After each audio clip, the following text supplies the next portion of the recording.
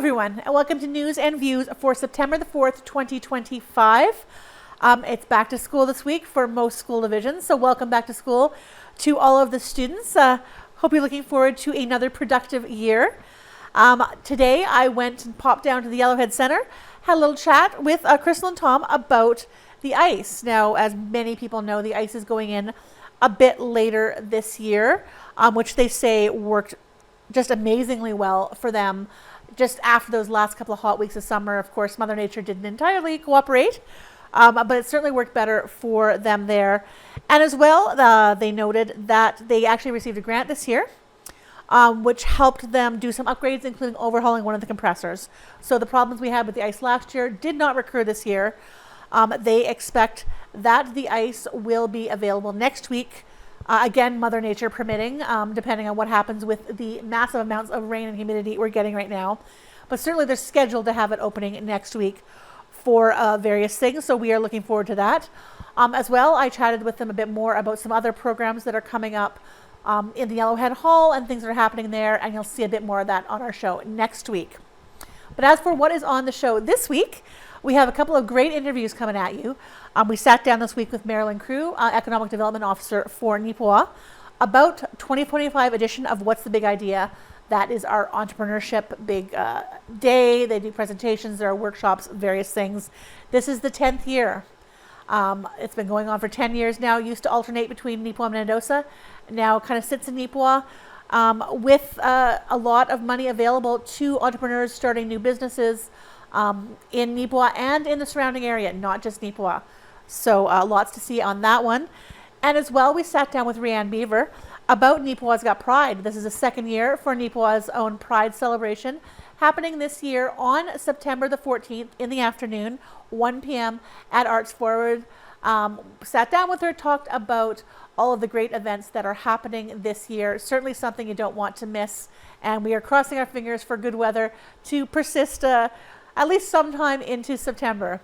Now, if you've got something that's going on, something you know is coming up, please do get in touch with us. You can reach us 204-476-2639 or by email nactv@wcgwave.ca.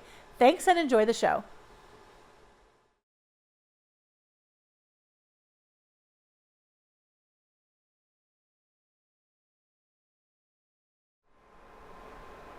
Hello and welcome to Coffee Chat. I'm today's host, Rain Pryor, and with us today is a familiar face in our studio here. Marilyn Crew is here to talk to us about this year's iteration of What's the Big Idea. So let's just go back a little bit and talk about What's the Big Idea? Thank you, in Rain. case anyone doesn't know already. Yes. For those new to this, so What's the Big Idea is an annual entrepreneurship development event.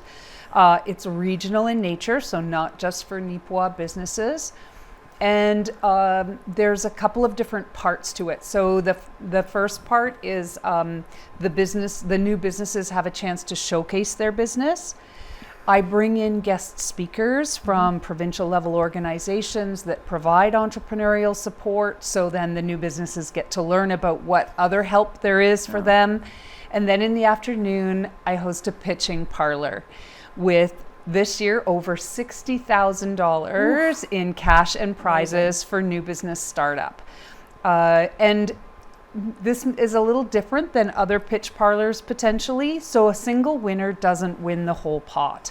I think that's what makes this event very special to our area, because the communities can actually be involved. So there, for example, is $1,000 for a business that starts in the town of Neepawa. Right. That award is sponsored by the town of Neepawa.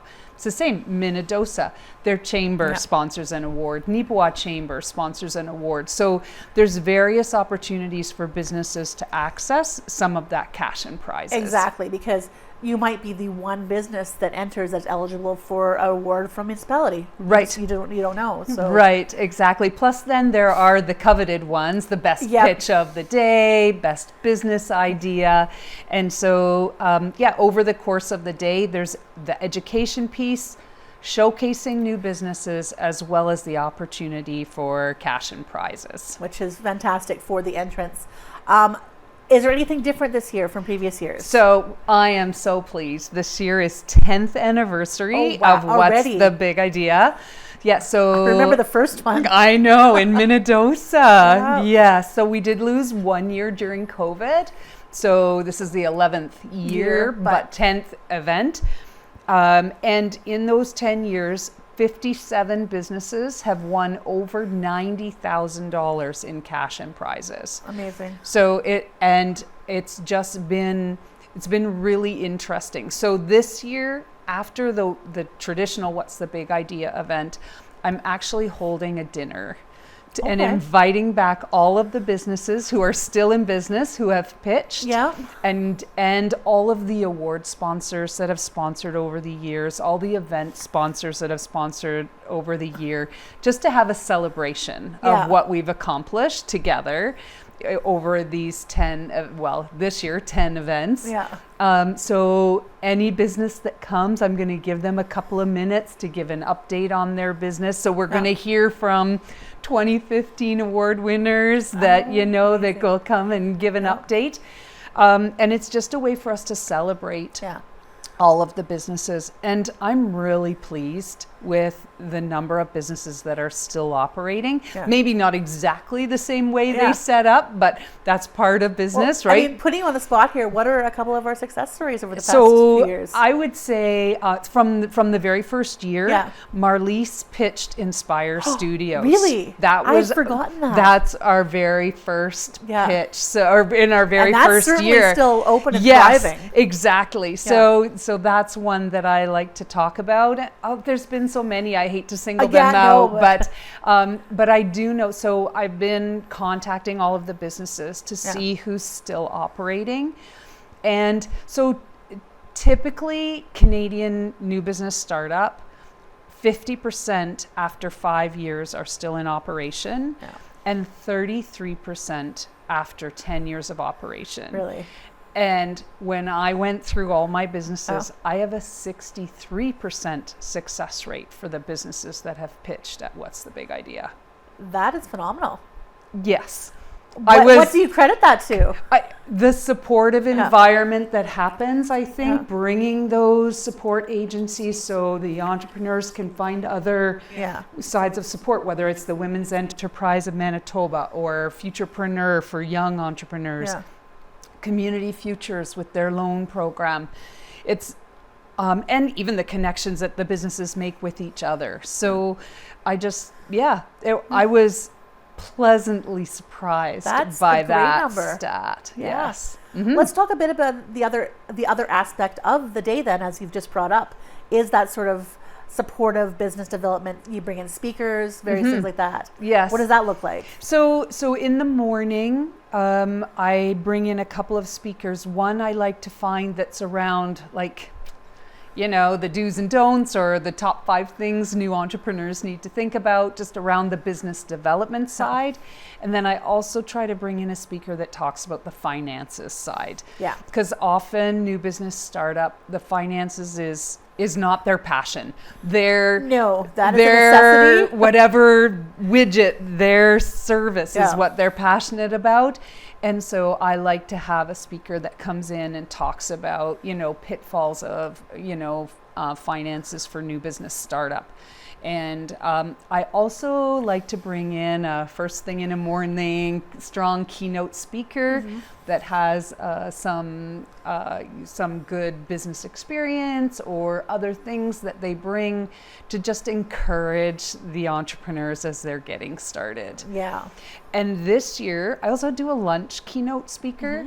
And this year, I'm bringing in a speaker from ACC that is going to talk about the use of ChatGPT for small business. Oh, really? So I'm thinking that will be an interesting one. Everybody's talking about, what we do with AI. I certainly have a lot of opinions about it myself. Yes. And so I'm really excited. And I think because this event is open to the public, that there is potential for other businesses that may want to come just have lunch and hear this keynote from ACC. So who, you bring it up now, who should come to this? Like, who is this for? Everyone. I think, well, that's what I think. But I think anyone who's interested in business development in our community. So Yeah. you can see what the next businesses are that are coming, what the ideas are that are percolating, and who knows, maybe it'll spark an idea for someone else. Yeah, maybe next year's pitchers are going to be Yes. attending this year's sessions. You so- never know.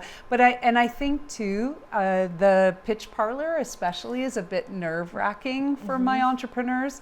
So if there's a few people out there that are supportive and encouraging listening to those pitches, it gives them some reassurance. Oh, for sure. So the pitch itself, every business has 10 minutes, and I provide them in advance the types of questions they should answer. I have usually 3 or 4 judges that are listening to those pitches. Those judges have 5 minutes to ask questions.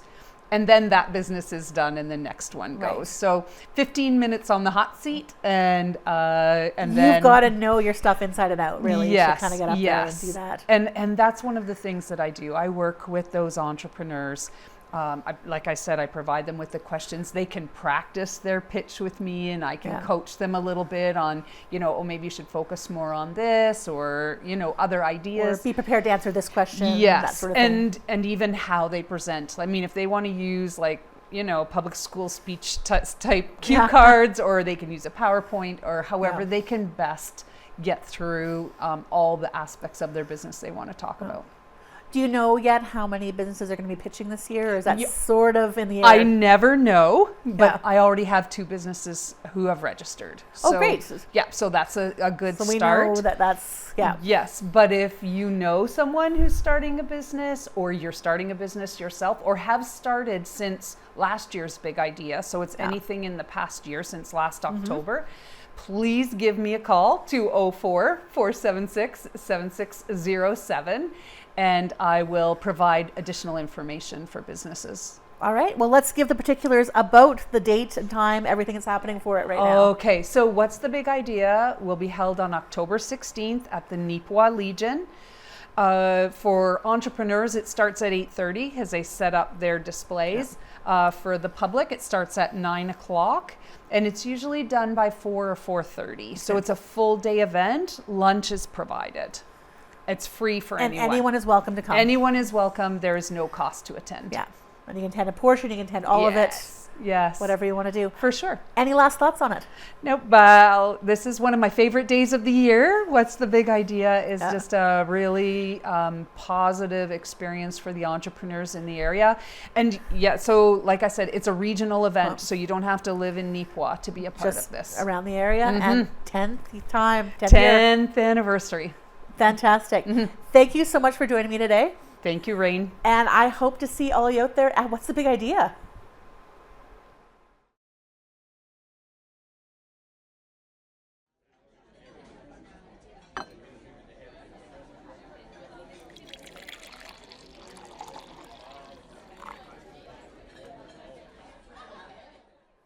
Hi, good afternoon. Welcome to Coffee Chats. No, it's a chat with one, it's a singular chat today. So welcome to Coffee Chat. I'm your fill-in host, Joshua Jackson, and today I am joined by an amazing guest, Rianne Beaver, and we're going to talk about Neepawa's Got Pride. So Rianne, welcome to the show. Thank you for having me. So Neepawa's Got Pride coming up.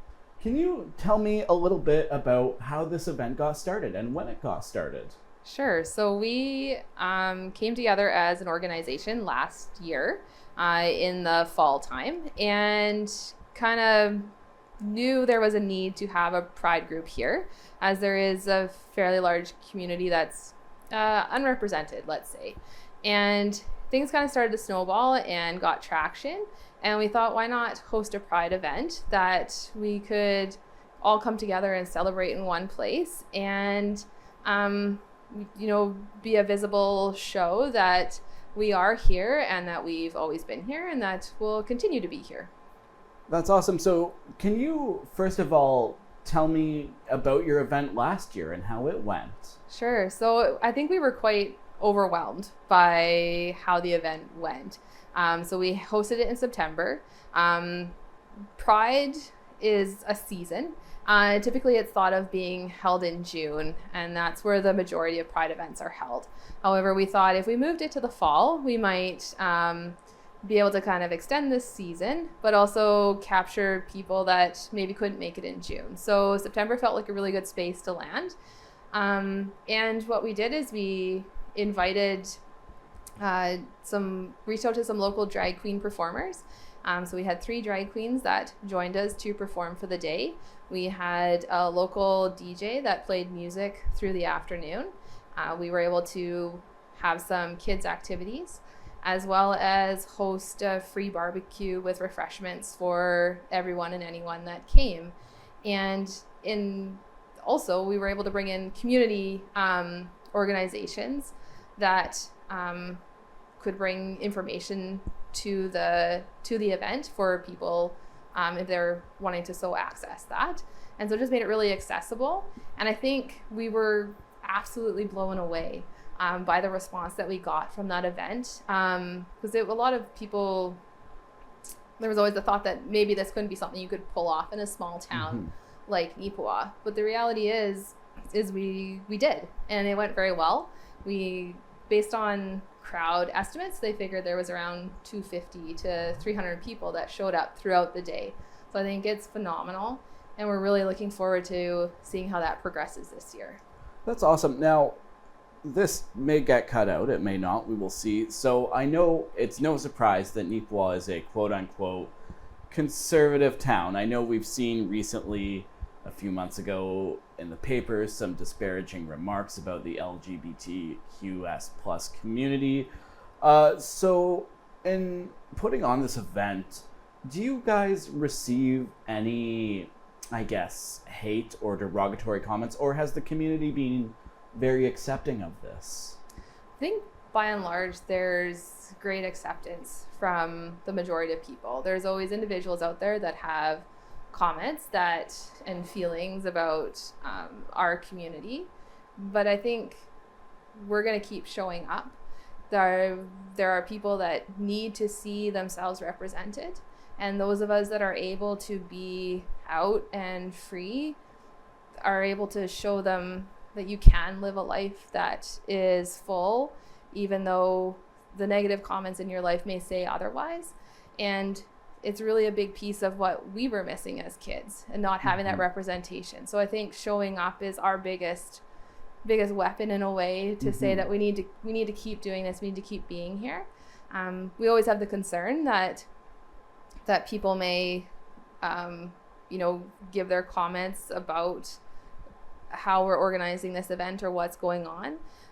But a lot of that is from a misunderstanding or false information about truly that this really is a community event. And if you're open to considering that everybody can exist at the same time, then you're more than welcome to come, and we would welcome people to be there.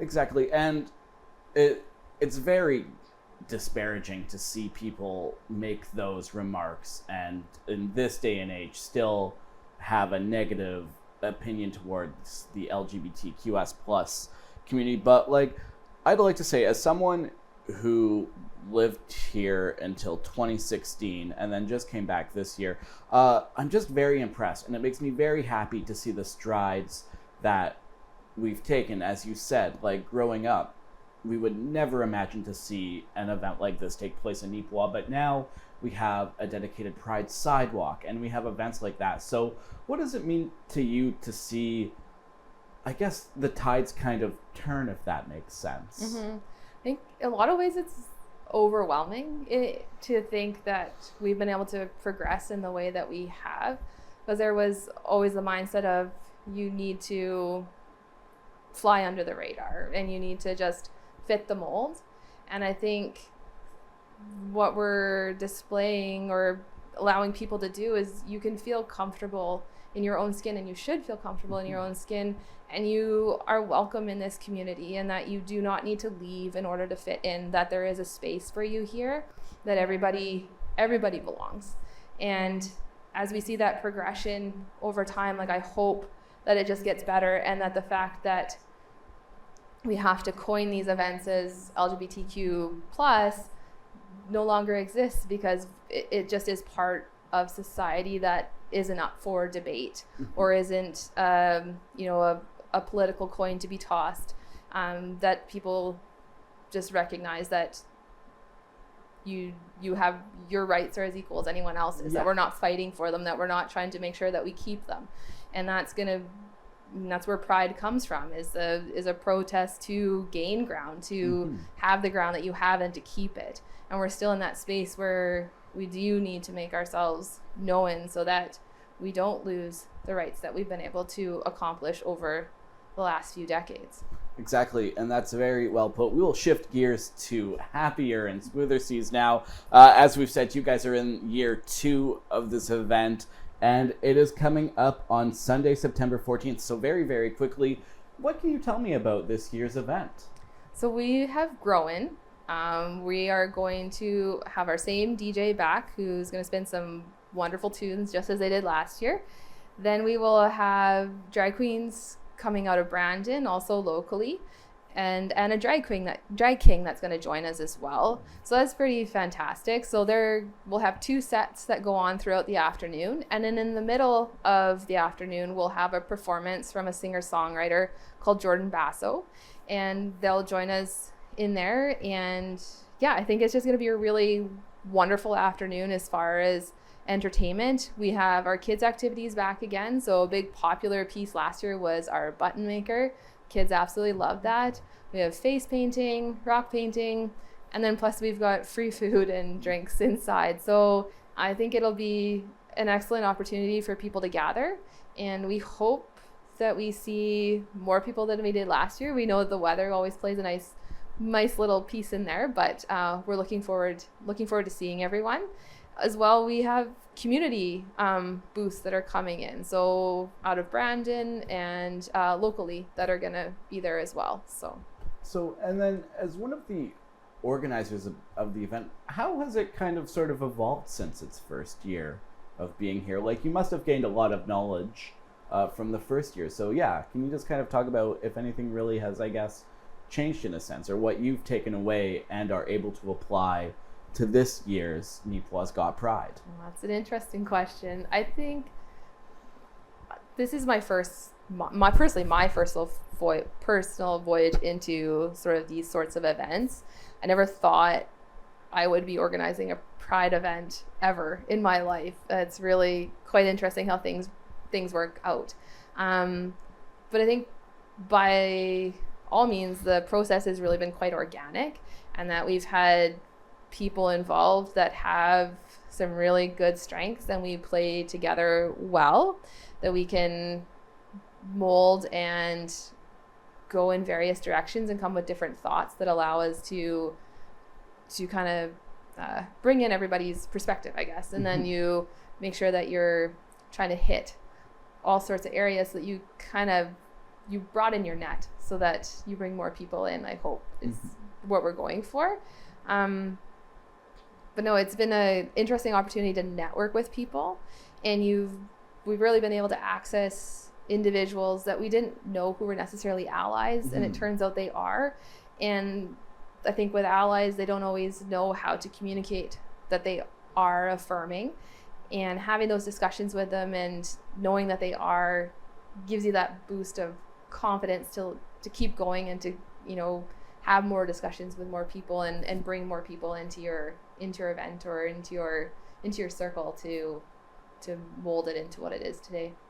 And you raised up a very good point, which brings me to a follow-up question. I mean, Neepawa's Got Pride is definitely, as you said, a very good time for allies to come out. How do you feel, as you said, like there were people that you learned that were allies of the LGBTQS plus community? How maybe someone's an ally, but they don't know how to show it. What do you think would be some good ways for them to show it, in a sense, if that makes sense what I'm asking?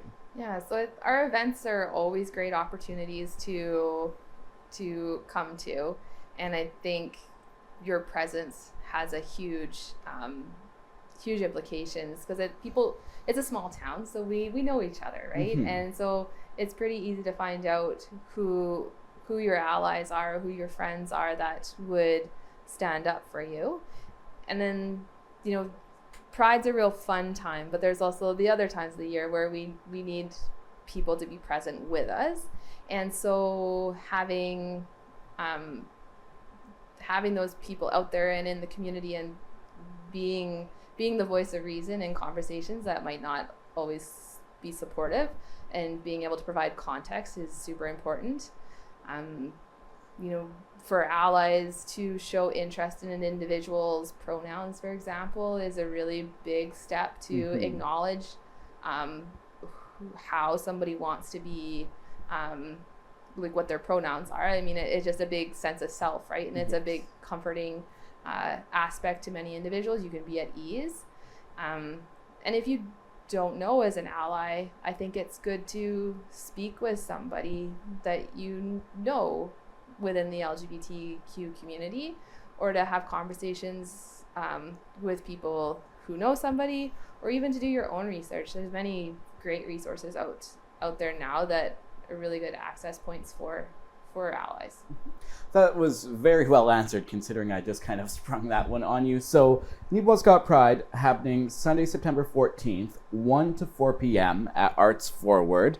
We mentioned the event, but we didn't mention when or where. So, you guys have a bunch of great local sponsors and partners that are coming forward to help with the event. What does it mean to see the response from the local business community, them stepping up? Yeah, it's amazing.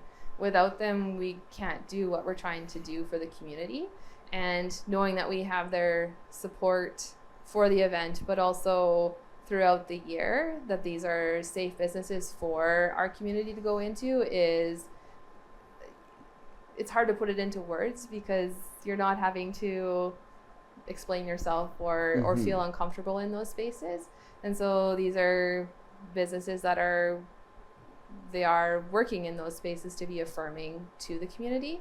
And then their support, like I said, we can't pull this off without them. It's absolutely vital to organizations like ours that are very much in their infant stage, in order to grow and get to the place where we would love to be down the road.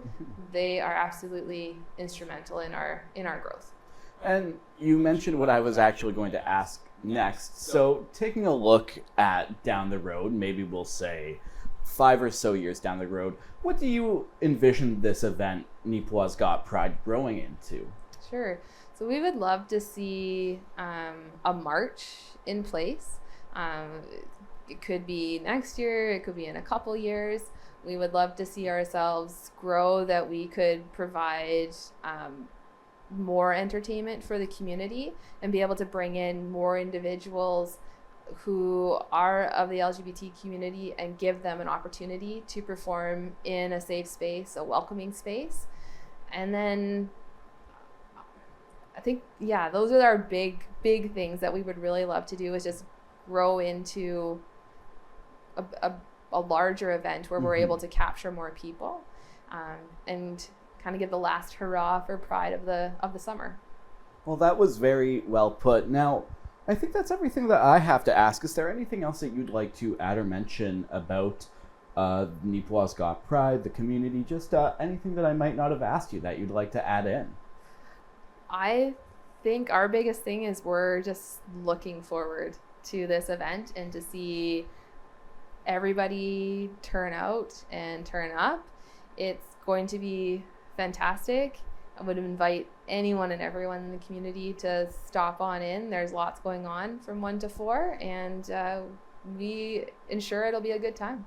Wonderful. So yet again, that's Neepawa's Got Pride, taking place Sunday, September 14th, 2025, 1 to 4 p.m. at Arts Forward in Neepawa, Manitoba. Rianne, thank you so much for joining me here. Thank you. And for this edition of Coffee Chat, I'm Joshua Jackson. Make sure that you go check out Neepawa's Got Pride on Sunday, September 14th, 25th, 1 to 4 p.m. at Arts Forward.